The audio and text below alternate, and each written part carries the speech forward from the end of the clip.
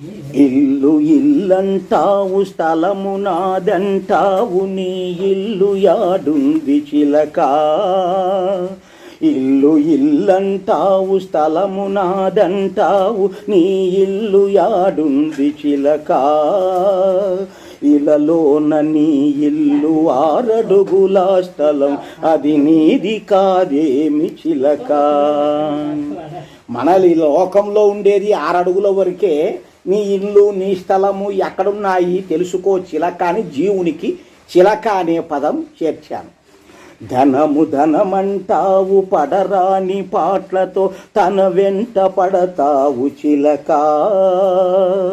పరమాత్ముడిచ్చిన జ్ఞానధనముండగా పాపిష్టి ధనమెంత చిలక. అంటే పాపిష్టి ధనాన్ని ఆశపడాకు, జ్ఞానధనముతో నీవు శ్రమ చేసి సంపాదించుకున్న ధనముతో జీవించు అని.